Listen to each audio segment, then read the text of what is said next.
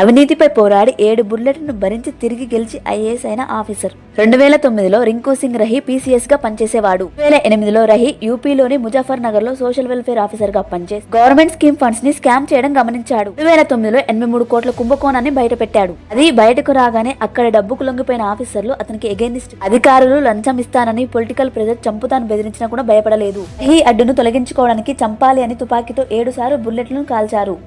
కన్ను కనపడటం లేదు, ఒక చెవి వినపడటం లేదు, ఒక దవడను పూర్తిగా పోతాడు అనుకున్న కోలుకొని 4 నెలల్లో డ్యూటీ ఎక్కాడు. పట్టించి 10 సంవత్సరాల జైలు శిక్ష తర్వాత 100 కోట్ల స్కామ్ ని బయటపెట్టి న్యాయం కోసం నిరసన చేశాడు. గవర్నమెంట్ అతడు ఒక పిచ్చివాడని ముద్ర వేసింది. నిజాలను దాచిపెట్టాలని కొంతమంది దుర్మార్గులు అతని జాబ్ నుంచి తొలగించబడి 2022లో యూపీఎస్ ఎగ్జామ్ ని క్లియర్ చేశారు. ఎక్కడైతే పిచ్చివాడని ముద్ర వేశారో 2024 జాయింట్ మెజిస్ట్రేషన్ గా జాఫర్ నగరానికి ఎంపికయ్యాడు. సంవత్సరాల క్రితం ఎవరైతే అన్యాయంగా అవమానించారో ఆ ప్రాంతానికి తిరిగి ఐఏఎస్ ఆఫీసర్ గా వచ్చారు.